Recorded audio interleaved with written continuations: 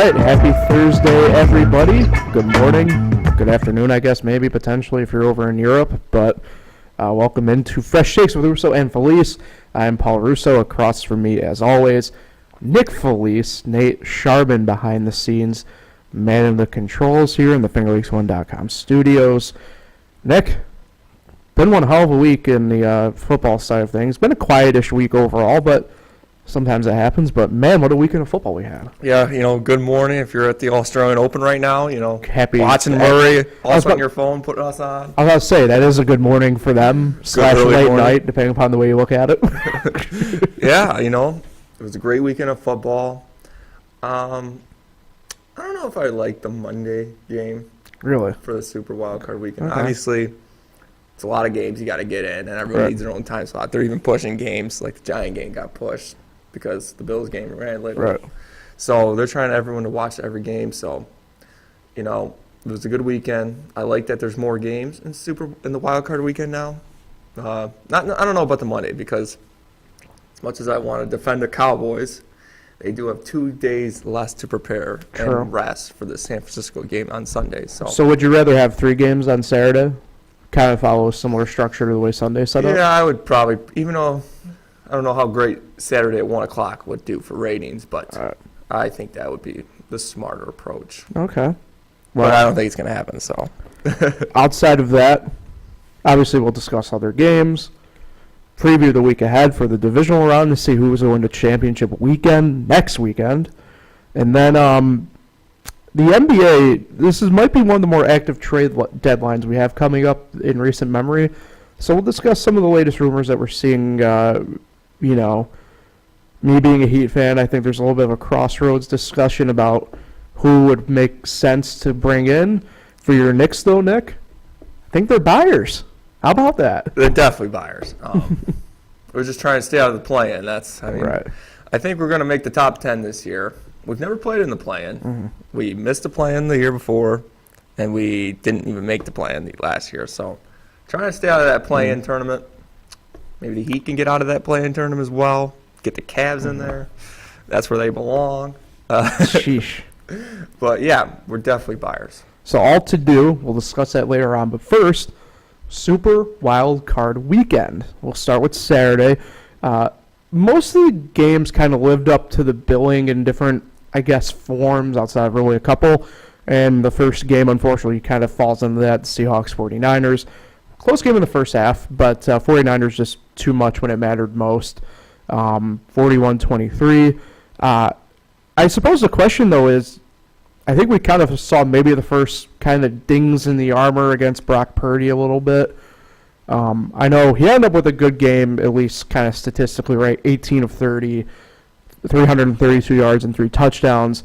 And I know we don't do a ton of the metric talk, but if you actually kind of do a deep dive, he actually was one of the worst quarterbacks last weekend. Yeah, he is a third-string quarterback on the San Francisco 49ers team. But I think he's way better than that. I think he could start in this league, and I think he's going to start for the Niners for the time being and in the future next year. He's very good at getting out of the pocket, knowing how to throw the ball away, making plays, keeping plays alive. If you say by metrics he was the worst, I still think he played a pretty good game. One of. I don't think he was the worst, but yeah, but I still think he played a pretty good game. They started clicking offensively in that second half. I think the game changed when Geno Smith fumbled that ball there. They were trying to kick a field goal. I think it would have made it 3-point game, 6-point, something like that. So when Geno Smith fumbled that ball, I think that was the game changer, and the Niners just took control. Obviously, Seattle had nothing to lose in this game. San Francisco, I think, is still the favorites in the NFC. The Eagles, a lot of question marks with the Eagles. You got to remember this Philadelphia Eagles team was just a 7 seed last year. Mm-hmm. And the way we look at the 7 seeds this year and the Dolphins and the Seahawks, not very good teams. So they've come up a lot. They've improved a lot this year. And there's still a lot of question marks. Can they do it? What's Jalen Hurts' health? So that's why I have San Francisco as a favorite. Yeah. I picked them at the start of the year. So obviously you still have to ride with them. You still picked the New Jersey Devils to win the Wow. Stanley Cup Finals. Not to go too far down the line here, but Seattle clearly has pieces to go forward here. I think we kind of thought this was, I think we all thought going into this year this was a team that pretty much was in a rebuild stage, and I think they don't think that's the case. I don't know if Geno Smith is really even like a medium-term answer for them for like, say, 3 years, but the fact of the matter is, if one fumble is going to be really the only blemish on a full season with him, you got to ride with him next year. He doesn't lose you ball games. He keeps you in it. And I think with a couple more improvements and a couple skill position slots on both sides of the ball, I don't think Seattle's that far off in the West from actually like doing a full compete against the 49ers.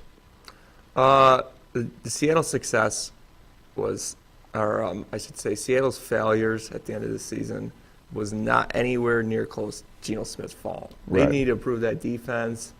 It's hard to get that defense back to where it was, where it once was. So, no, Geno Smith, he's definitely not the guy. I mean, he's aging. Right. It's taking a long time. Well, I mean, that's what I mean by, like, I don't know if short term's the exact right yeah, I mean, term because I think he'll probably have this job for as long as he's maintaining.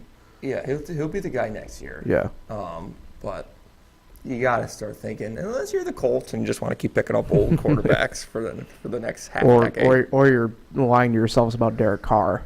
Yeah, he's definitely going to be on the Colts. Yeah. 100%. But, they're definitely a huge step this year. Mm-hmm. Speaking of defense, we discuss obviously this Chargers-Jags game. Chargers played good defense first half. So obviously, Jaguars won 31-30. But Trevor Lawrence throws 4 first-half interceptions. Asante Samuel had the hat trick. He had 3 out of the 4. Going into halftime, it was 27-7. Did any of us in this room think that game was going to play out the way it did? Because I know I didn't. The second half I'm talking about. No, this was the one game I did not watch. I was doing something on Saturday night, but I saw how it ended. So it's just like, but we've seen comebacks before. We've seen them in the regular season. We saw Minnesota do it on sometime in December. It was a Saturday game. I know what you were watching Saturday night. But we also saw in the playoffs not that long ago, maybe 10 years ago, that the Chiefs blew a huge lead to the Colts in the playoffs, first round of the playoffs. Yeah, but that was like that first year of, I think it was Andy Reid and Alex Smith. Yeah, and I think Andrew Luck was the quarterback at that time. So we've seen comebacks like this in the playoffs. It's not surprising the Chargers blew it. They always just never win, even when they had LaDainian Tomlinson and Philip Rivers that era. I think they made the AFC title game once, but it just, I don't know, it just doesn't work there. For the Jaguars, they're still alive. It was a heck of a comeback. I mean, Trevor Lawrence, like you said, had a Nathan Peterman first half, and for him and the whole team to come out in the second half and not give up. Mm-hmm. I give a lot of credit to Doug Peterson. Right. This man's a great coach. He took Nick Foles and the Eagles to win the Super Bowl, and he's already turned this Urban Meyer mess around completely so fast. So, this Jags team it's a tough AFC. Obviously, they're with the big 3. It's going to be it's going to be really tough for the Jaguars to get to the Super Bowl because of who's left in the field. And that's where we head to on Sunday. Speaking of the big 3, the Bills and the Dolphins were obviously the 1 p.m. slot, 34-31. I'll ask you this. Okay. Were you more surprised that the Jaguars came back and won that game, or were you more surprised that the Dolphins actually took a lead after trailing 17-0? I was stunned. I remember I was home watching it, 17-0. It might have been 17. The Dolphins might have scored once when I left. I went to Del Lago, and then all of a sudden I saw the Dolphins were winning. I couldn't believe it. I think because I was numb to what had happened the night before, I think the Jaguars was just more of a shell shock.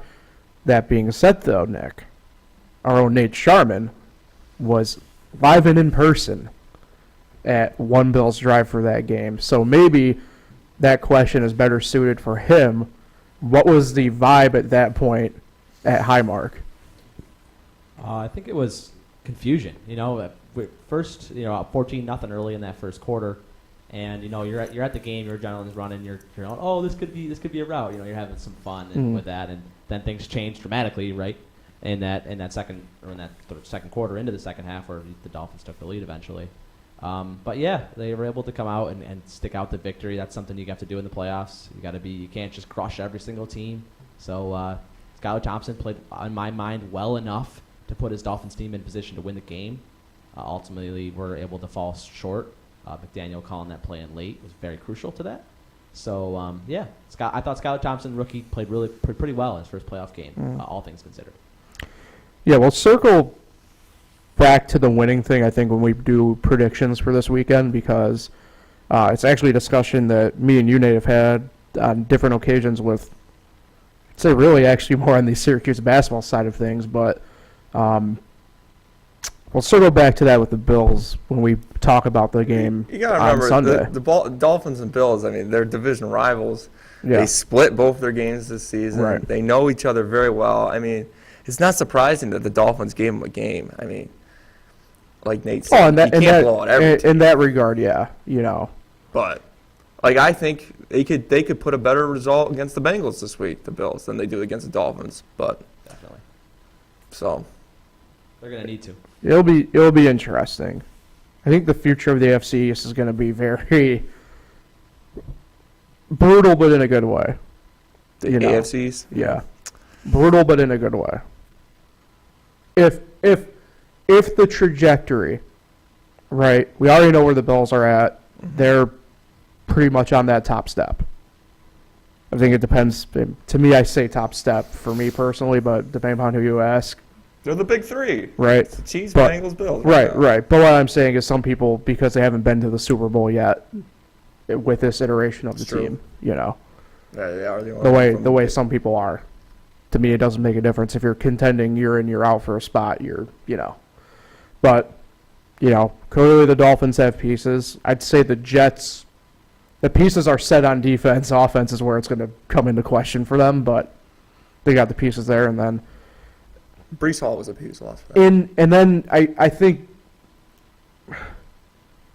it's tough to rule out the Patriots still in a weird way, but whatever. We're going down a different path, but ain't it? Diving deep into the AFC. Your Giants, though, won by a touchdown, 31-24 in the Vikings. But, excuse me, I think the key factor was actually really early in the game, first quarter. That was actually the difference-making quarter. If you want to look at it from the true score aspect of it, they were evened up in the third quarter in terms of scoring. The second and fourth quarter cancel out on each other.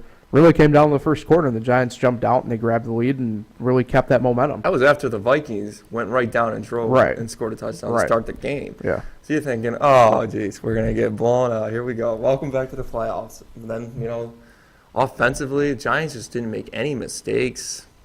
Even like the holding call, I know it was holding, but they still converted a nice play on that play. That was in the first drive, and then Saquon scored. Offensively, they were looking great. I think this is, even though I think he's played well all season long, a couple bad games here and there. Daniel Jones. I was going to say definitely his breakout game. I was going to say, was this his national breakout game? Yes, his national breakout game. He's played well. What makes him really effective is that he can run. A lot of people say he's like this Eli Manning clone. Well, he can run the ball. He's actually, and I know what people are going to say, and I don't necessarily disagree, but stats don't lie. He is the quickest quarterback in the league. Until he gets down to the 20-yard line and trips. That'll happen. That will happen.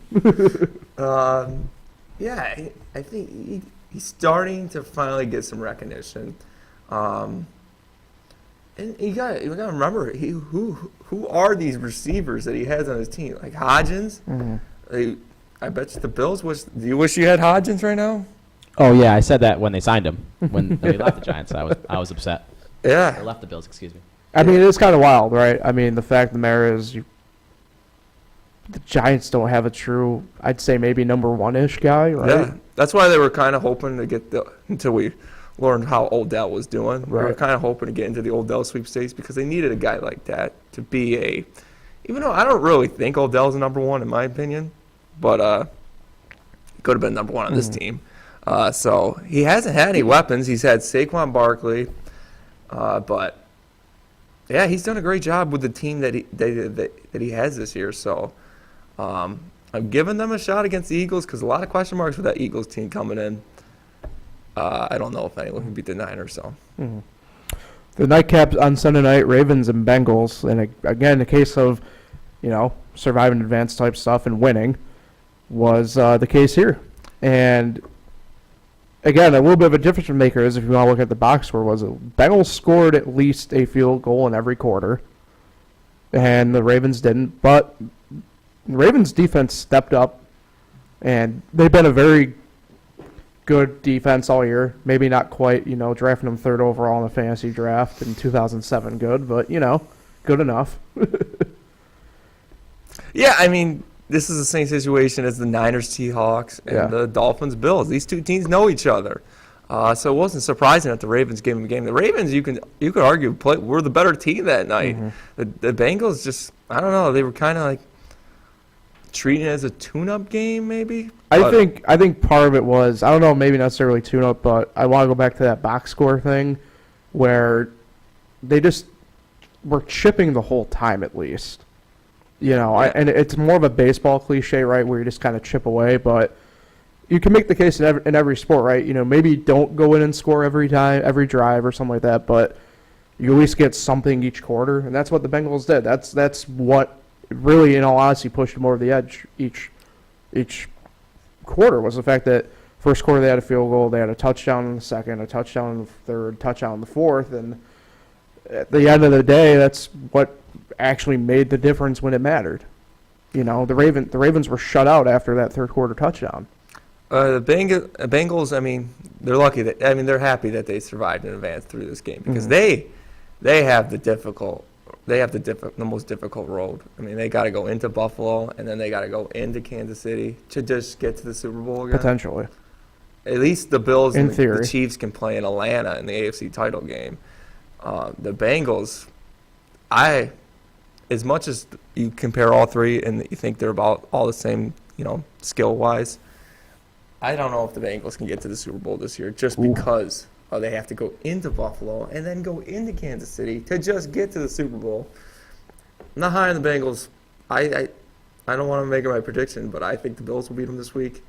And I think there's a better chance that Jaguars can beat the Chiefs than the Bengals beat the Bills. That's how I'm looking at it. We'll circle back to that when we get to I like this the Jaguars. this upcoming weekend discussion. But one final game to touch on: Cowboys-Buccaneers Monday night, 31-14. Not much to discuss. I mean, it ended up being really the Dak Prescott show until Brett Maher went out and missed four extra points. What did we learn? We learned that Dak Prescott can beat under 500 teams. We already knew that. He can't beat over 500 teams. This did not prove anything to me. People are going to be thinking, oh, we're going to the Super Bowl now if you're a Cowboys fan. No. Relax. They're going to get – I hope they get stomped by the Niners. Because obviously I don't like the Cowboys. I don't like their fans. I don't like the media talking about them all day long. I don't know. They didn't prove anything to me. I thought the Buccaneers could put on a better show. I thought they were starting to get healthy. They got the center back with Jensen there. Obviously, the question mark is Todd Bowles, a good coach. They've taken a dip with him this year, just like how the Saints took a dip with Dennis Allen. Coaching's huge. Coaching's everything. Yeah, but was the talent there the same way it was the past couple of years, even say for both teams? I don't think it has, but... No, they haven't been the same since Ali Marpet left, so... Well, there you go. Now we're on it. But, Okay, yeah. I don't know. The Buccaneers are a mess right now, and they can't do anything until they hear what Brady wants to do. It's Right. kind of like the Packers. I think, and again, I don't want to go too far down that road maybe just yet, but I mean, the case for me for both teams is you got to prepare for him not to be there. You have to, you hope, it's that cliche, right? You hope for the best, but you prepare for the worst. Do they draft a quarterback? You have to. Look, this is a hot take, I don't think this is a good quarterback draft class coming out. So I personally I'd go in league and find somebody, but I don't think it would bother Brady either if they draft a quarterback. Not like it bothers Aaron Rodgers. Brady is probably would be a bit more understandable. Here's the thing with Brady though. I don't think he does the whole entire divorce thing at this point if he wasn't planning on not coming back. So I think the Bucs like Kyle Trask. oh man, there's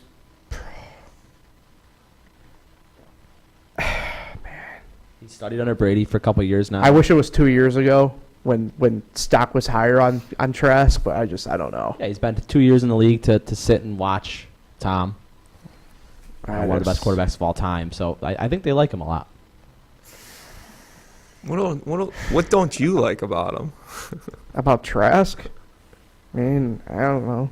I kind of learned from being high on Paxton Lynch back in the day, so We haven't really seen Kyle Trask, so it's hard to. Yeah, I don't have an opinion on Make it. it. I think this goes back to maybe the fact I watch a little bit more college football, and I just remember some of the stuff at Florida, and I'm out. I'm out on Kyle Trask. He's out on Kyle I just Trask. wouldn't be surprised if they turn the keys over to him next year. I don't doubt it. I mean, you gotta find out. And bring a veteran You in gotta to find compete. out one way or another, right? No, at the end of the day. My best guess is they bring in a veteran to compete with Kyle Trask for the job next year. I mean, if that's the case, then They bring in a guy like Teddy Bridgewater. I mean, if No. that's the case, though, then what's even the point of allowing Trask the opportunity to compete if you're going to do No, that? you have to. In my mind, you have to have a training camp, open competition. I don't know. It fuels everyone. It makes everyone better. In my mind. Do you think we'll see a Kyle Trask versus Jordan Love football game? You guys might, but I won't watch it. Oh, I would love that. Let's transition over to the divisional round and predictions and stuff like that. Okay.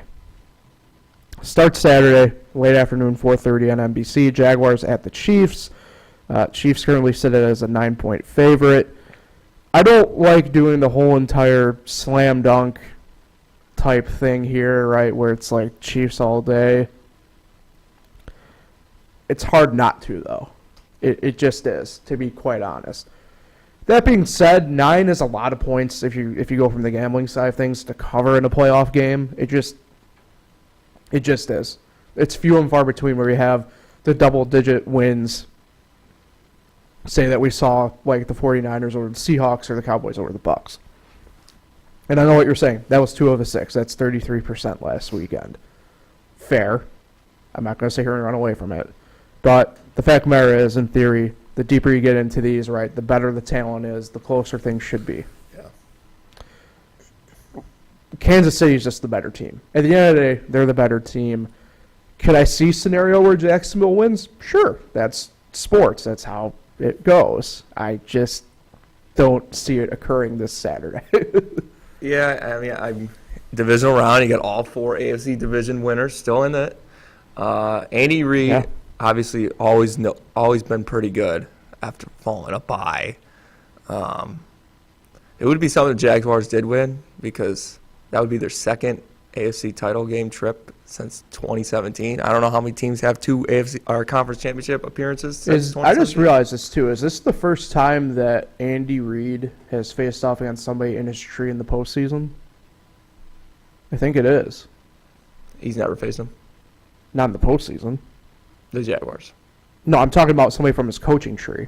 Oh, Because this is interesting. You really do have a case of both I'm not sure. of We'll get and Ray honestly Alley in the scheme back. stuff. Yeah. Circle back, get out. We're down a different path. Obviously, I think the game could be close for a little bit, but I think the Chiefs will blow them out in the second half. Yeah. I would imagine, but hey, I mean, second half is where Jacksonville came thundering back. I mean, Patrick Mahomes still has a lot to prove. Mm-hmm. He's only got the 1 Super Bowl. Obviously, that's enough for Aaron Rodgers. Did you see Gronk? Did you see Gronk calling out Rodgers yesterday? No, Well, Rodgers went on the Pat McAfee show. as he always does. Yeah. As he always does. But he said something about how he thinks he can win an MVP somewhere else. And Gronk called him out. He's like, why are you talking about MVPs? You should be talking about Super Bowls. The only thing that should matter I is mean, the Super Bowl. but that goes back to my one-time logic on Aaron Rodgers. Nate, I see you circling the mic over there. No, I just had a clarification on the Andy Reid coaching tree debate. Sure. Sean McDermott's in the Andy Reid coaching tree. Yeah, technically you're right. Yeah. Yep. Yeah, I forgot about that. Yeah. Yeah, he's a And, branch. Well, no, McDermott. No, you count it because McDermott was it wide receiver or running back coach? Or He was no. on the Was staff. he quality? I mean, he was in the defensive staff, but Right. Oh, that's right. Yeah. John Harbaugh must have played him. How's That's fair. how's Yeah. how's the Ben McAdoo coaching tree going? Considering there's a McAdoo? couple. Considering there's a couple guys getting recycled in the interview process right now, it's got to be decent. So, yeah, so there's that. Speaking of Ben McAdoo, Saturday night, Giants at the Eagles on Fox. Eagles are a 7.5-point favorite. I circled back to this, and you kind of alluded to it, different matchups, Nick. Third time through this year. Here's an interesting stat for everybody. The Giants, when playing at Lincoln Financial Field, the Link, against the Eagles, they've lost 9 in a row. Something tells me, and I know what you're going to say, and I agree, maybe the Eagles are a little bit of a better team, but the Giants are due in Philadelphia. If you play the numbers game, they're due. They've lost a playoff game there before. It's 9 straight, including the playoffs. So, but to me, they're due. I'll give you one stat. Sure.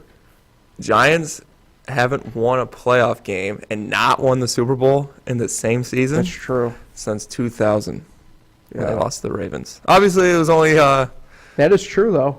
2 scenarios. You know, they went 4-0 those 2 years. They beat the Patriots. Well, yeah. But they haven't won a playoff game and then lost in the playoffs since the year 2000 when they lost the Super Bowl to the Ravens. It's true.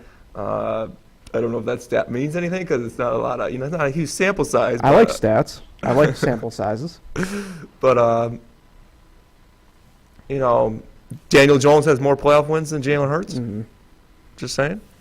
I think, I really do think that the Giants win here, in all honesty. That it's hard to stop a team with momentum. It just is, okay? And look, I understand the Eagles had the bye and everything. I think that can also be slightly detrimental every now and then. I think Jalen Hurts had a month off. Right. And look, Tom Brady, you talk about, right, going back to him, but he's one of the guys who has said he does not like sitting out that week, like going into the playoffs as an example, because to him, he'd rather at least keep the fluid in motion type thing. And I could understand that. I get that completely 100%. Do I think that plays as much of a factor? No, I don't think so, because you have Jalen Hurts kind of coming off injury, as you mentioned, Nick, right, month off. But, I mean, the Giants have a lot of momentum on their side a little bit. Is it beautiful momentum in a way? Maybe not, but maybe this is a case, right, where the win and ugly thing kind of plays out in their favor a little bit. I'm riding with the G-men. Obviously, I'm right with the G-Men as well, but it's going to be a tough game. Philadelphia is one of the tougher places to play. And by the way, I know I brought this up to Nate earlier this week. I wonder if you know this. Jalen Hurts is offensive coordinator at Alabama, Brian Dable. So, there's a guy who knows the guy. Obviously, the Giants have nothing to lose. No one thought we'd even be in this game. No one thought we'd win 6 games, let alone a playoff game. So everything after this is just, whipped cream. Kind of icing on the cake. Yeah, so obviously you don't want your season to end against the Eagles because Right. Eagle fans are pretty annoying. So I'll be rooting for them, obviously. So we'll see what happens. All right, Sunday afternoon at 3 p.m., CBS, the Bengals at the Bills. Do you like that they've moved it from the 3 to the 6? I kind of like it, yeah. They used to be the 1 to the 4. It wasn't 3-6 till conference championships. Yeah. I like the 3 it. to 6. I like it, yeah. I mean, if they're on their own that Sunday anyway, what difference does it make? Anyway, yeah, this is where I think we can kind of jump into a couple things with the Bills here, potentially. They're a 5.5-point favorite. I think that's a lot, an awful lot for this game. So here's where we can bring our discussion off air a little bit to light. Nate has identified the Would you say it's the main headache? Yeah, it's been the main Okay. headache all season for me. So the play calling from Ken Dorsey. And I think Got I a big could, interview this weekend. I understand. Yeah, on Saturday nonetheless. So I'm surprised. Maybe by they'll the just way, hire him and they'll I'm, just keep him. I'm surprised they're allowing that to happen. By the way, It's a video interview. You're allowed to do those. yeah, but I mean, I'm talking about though from the preparation side of things. That's No, coaches across the league are doing that. Yeah, but I don't know if I'd necessarily. I don't Hopefully think the we're Bills can tied. stop it. They can't do an in-person interview. It's only Zoom. No, I know, but what I'm getting at is just you're looking further down the road than you maybe should be for what's The at game hand. plan's already installed by Saturday, so it's not Yeah. it's not a big deal. Just one of those things, maybe. I don't know. Call me old-fashioned in that sense, but anyway, Real old man shaking his head at cloud right now. kinda. But the Bills, look, they've been winning ugly or ugly adjacent for a while, but when two forces of hard object come at each other, Bengals are on a 9-game win streak. Bills are on an 8-game win streak. I think you kind of throw a little bit to the wind a little bit. That being said, I mean, the Bengals to me have just a bit more momentum, I think, at this point. By one game. Well, if you go by that margin, sure. But could you make the case Joe Burrow's been making less mistakes than Josh Allen? I think you could. I think what helps the Bengals a little bit is they have a more, I'd call straightforward game plan. They don't veer too much off of who's in certain spots and when. You all right? Yeah. Choking on air? That'll happen. I think it's a bit of a toss-up on defense. The Bills are going to win the offensive line battle just by sheer number of not players down this weekend. I think defense is a little bit of a toss-up. I'd give the edge in the secondary, in all honesty, to Buffalo. I think you give maybe the edge on the front seven to Buffalo, but I don't think it's by much. So I think there's I think if you're the Bengals, you're kind of going the exact opposite way. You know how the Bills are riding the positive vibe of, say, the DeMar Hamlin situation? Bengals are on the negative side of it. They've been playing some pissed off ball because of some of the stuff that transpired from the cancellation of that game. Right? I mean, you had the Joe Mixon coin flip celebration. It's kind of been, I'd say, their chalkboard material kind of going forward through the playoffs here. And when you come across the team that's been on the, like I said, maybe the more positive end of the situation, I mean, it kind of gets you fueled up in a way that, I don't know if I'd want to be on the opposite side of it. That being said, it can also backfire. I've been in situations where playing pissed off has made me play worse in a way because you're so focused on beating a singular target that you kind of lose sight of, like, the necessary things you got to do in the moment. I'm a big fan of home field advantage. So, and the Bills got one of the best. I mean, they should have won every home game this year besides the Minnesota one if they just didn't fumble the ball in the end zone. They haven't lost in the playoffs at home in the Sean McDermott era. That's true. I don't know. The Bengals, they beat the Chiefs last year, but they're not the Chiefs. The Bengals are not the Chiefs. I think, obviously, this is a huge game. This is the biggest game of the weekend, I would say, is the Bengals versus Bills. But both these teams know they have to get through the Chiefs. The Bills, I like them at home, and I don't know. I think the only thing Joe Burrow is going to beat Josh Allen on Sunday is who dresses better coming into the game.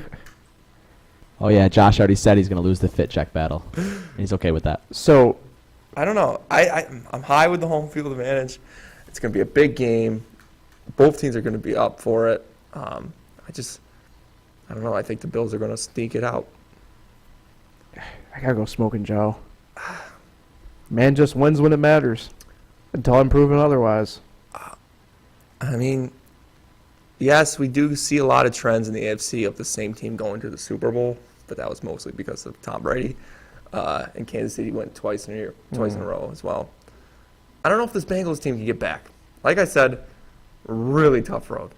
Buffalo, Kansas City, they're not getting there. And I mean, currently this is really probably the biggest X factor of the weekend weather-wise is in this game. Nobody knows what it's going to do in Buffalo. Weather forecast is a bit of a toss-up. Currently, it says it's supposed to be 33 and clear, but we've seen what? It's supposed to be like possibly 8 to 10 inches, I think, or something like that as well. Like, I mean, if that's the case, then I think we know who actually has the X factor for sure in their favor then.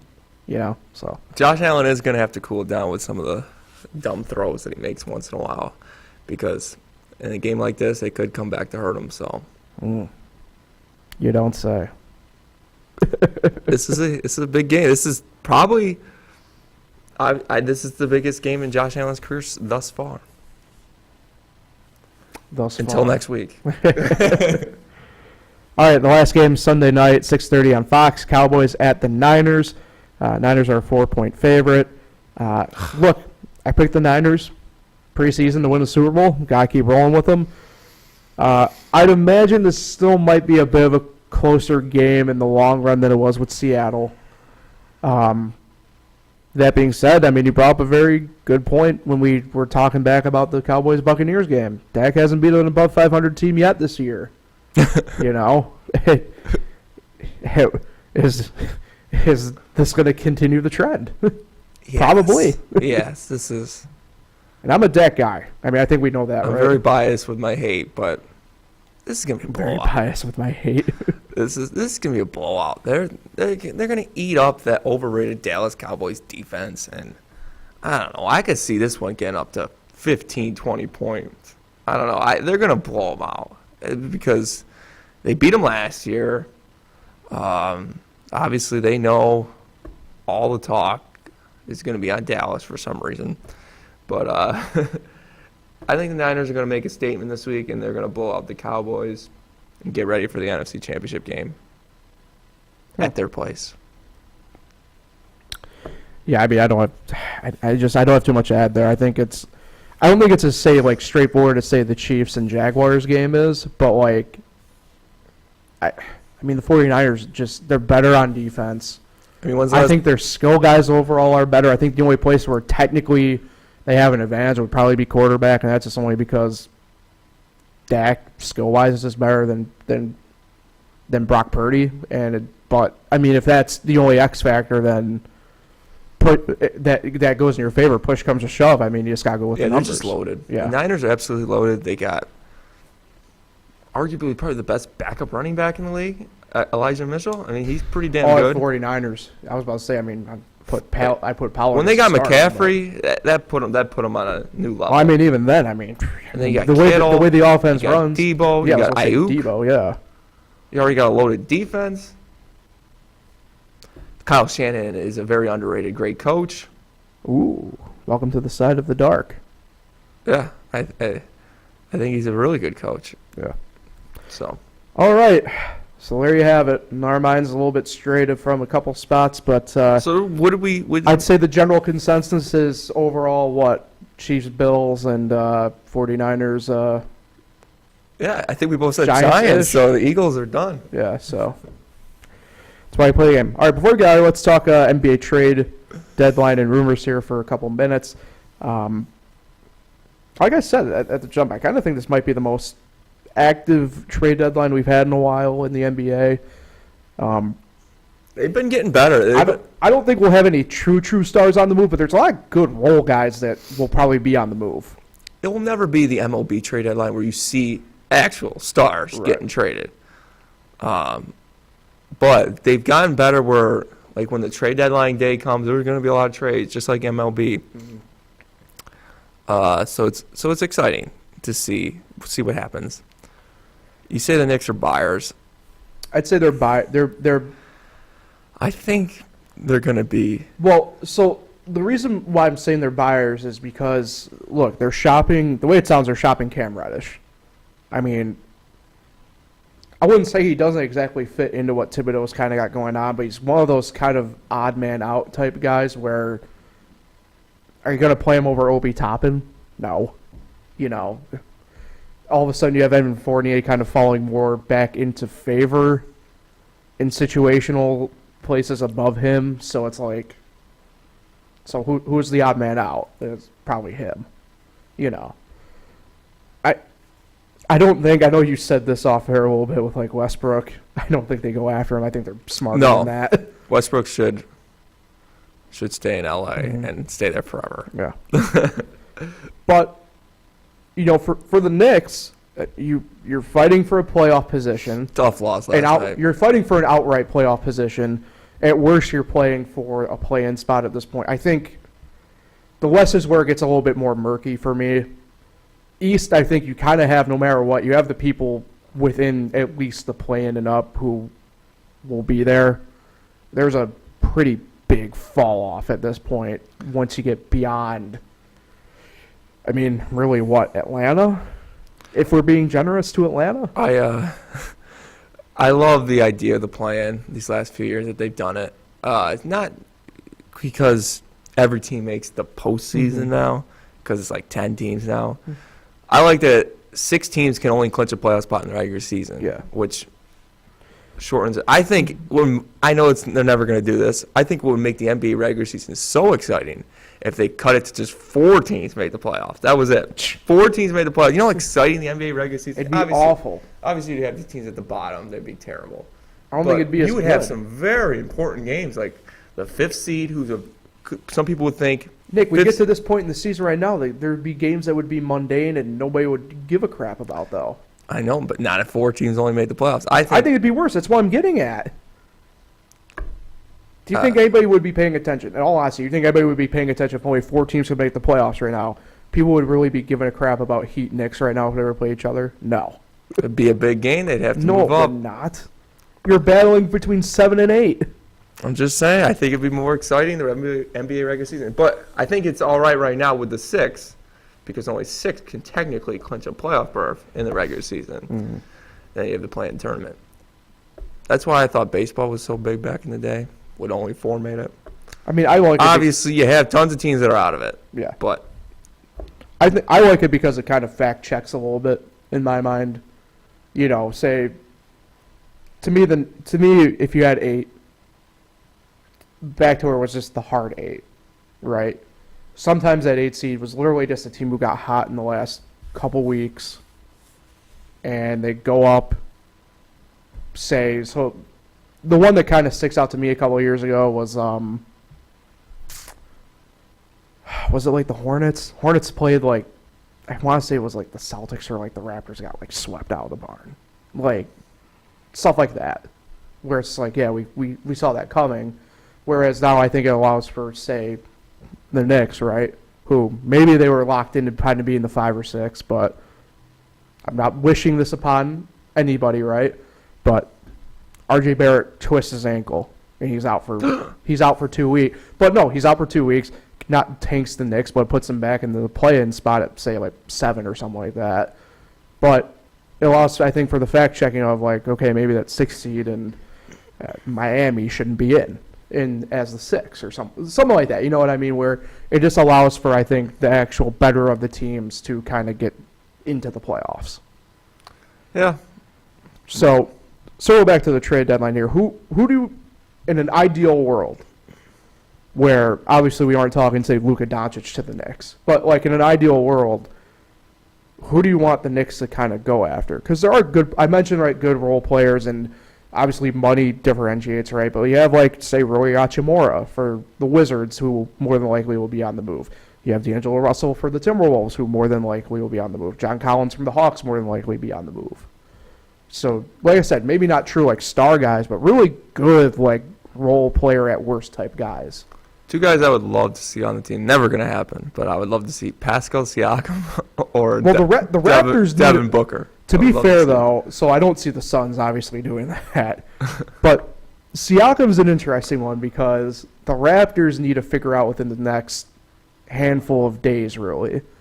Are we going to continue on with this path of, are we playing this year and then we reassess? Which to me is dumb. If you have to reassess in the offseason, I think you should do what I think they should do right now and just like, okay, let's blow it up and start rebuild. But 2 names that I've heard might go there, I'd be all right with it. One is definitely Alex Caruso might be on the move. Maybe bring Derrick Rose back to Chicago. As much as I love D Rose, that's his home. We live in a really weird world right now where Caruso is a better player than D Rose. He's actually he's a pesky little Caruso's player. good. I mean, he is. I would not have bought into that if not for he went to Chicago. And I know it's did it fresh on in my his own. mind because I watched the Wizards game yesterday against the Knicks. Imagine if the Lakers had like Caruso and Kuzma still. It's nuts. Kuzma's another guy that Or could be on the Ingram. move. Brandon Ingram. No, they wanted Westbrook. Kuzma's another guy that could be on the move. I kind of forgot about that. Yeah. Maybe Jay Crowder. He obviously wants Yeah, out. I mean, that's the one guy I think for sure will be on But the the problem move. with Jay Crowder, he seems to want a home. He's been on so many different teams. He seems to want that big contract where he can just like say, yeah, this is my home. I mean, he's early 30s now, so I understand it. The interesting part is I think that's why you have not seen him be traded yet. The Suns are asking a ton for him, but they're not the ones in the leverage position. Like, they just aren't. Mhm. I know, like, for the Heat, they were, like, when the Heat called, they were like, yeah, give us 2 first-rounders. Like, you're like, no, we have the leverage, not you. You'll take Duncan Robinson and like it type situation. Yeah. So Jay Crowder's going to be on the move. I'm with you there. I don't know where. I know the Heat are in on him. The Knicks, I know, have made contact. Pretty much any contender in the East, and to be fair, the West, but I don't think they're going to trade him in conference. Look, I know pretty much top 8 in the East have made contact with them to kind of gauge whether Jay would even come there, for one, and two, what the price is. So it'll be interesting there. How do you feel if you can't get Siakam? How do you feel about like a Kuzma type though? He's very talented. I like Siakam because he's very good both ways. But Kuzma, he's improved a lot. He's gotten a lot more, I think, shot opportunities with the Wizards. He's good. I mean, I like what the Knicks have. I mean, obviously they didn't improve. They don't have that. I think, honestly, the closest superstar, I won't say he's a superstar because I know a lot of people don't like to use that term, only on like a few people, but the closest they even got to that type of player is Jalen Brunson, who they just signed. Julius Randle's a nice player. Hey, I mean, he's definitely improved a lot Yeah. again this year. I mean, he's a star at this point. I'll gladly crow on what I said about Brunson at the start of the year. Yeah. I mean, I got to, but him Yeah. and Randle, I think, got a good shot at making the All-Star team this year. yeah, I mean, I voted Brunson. To me, I mean, for what he's done for the Knicks, especially for, I'd say maybe the de facto high hopes everybody had. I think for myself as a Heat fan, because they're in an interesting spot. I love John Collins. I don't know if he exactly fits next to Bam. I borderline would rather prefer Kuz because Kuz tends to stay out of the lane more, and Bam can kind of get to work in there a little bit more. But I feel like they need another scorer. they need some. They need. I think Kuzma would be good. I don't know if they necessarily need another scorer in the way that Bam can kind of do it. What's your thoughts on Oladipo? Love Depot. I want to keep Depot. He's one of those like untouchables for me in a way. The interesting part here, and don't get me wrong, I've been a Kyle Lowry apologist for a while. He's probably gonna have to go if we want to make a move. In all honesty, See, I prefer a little bit of a better facilitator. I think at this point, and I don't even know if that's say D'Angelo Russell. He's not known to be a point guard in the sense of distribution. So, do you pony up and just kind of say, even though he's untouchable, do you just kind of go to Oklahoma City and kind of see if, like, maybe Shea Gilgeous-Alexander's kind of like, he's awesome. yeah, I mean, might cost you a couple firsts and probably Duncan and Kyle and maybe one other guy you maybe don't want to get rid of, but, I mean, to take it over the top, That would cost a lot. yeah, More than that. yeah, He's very talented. yeah. But there's a lot of cogs in this NBA machine this year. A lot of cogs to keep an eye on here as we get closer to the deadline. Do you think the Lakers improve at all? No. No. You know why they won't? Because nobody wants to take Westbrook. No. They haven't Nobody does. And nobody's going to want to take on any of those role guys they're going to have to put along with him to match up money. It's just not going to happen. And the sad part about it is even though they're the better team, the Clippers are in a worse spot than the Lakers this deadline because they don't know what the hell's going on. So, They never do. nah. All right, I'd say that wraps it up. So before we get down too deep of a dive on the Utah Jazz, appreciate everybody for tuning in. Nick, who you shouting out If you're to? talking about the Utah Jazz, though, you got to give a shout out to Laurie Marketing. Well, I mean, Lori's It's a Lori, great year. baby Dirk is pretty solid. So, Laurie Bird. oh,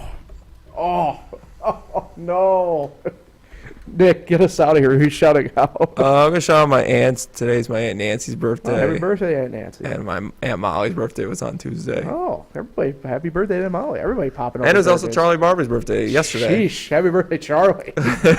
God. Yeah, so happy birthday to my family. So many birthdays. Anyway, January, that would suck.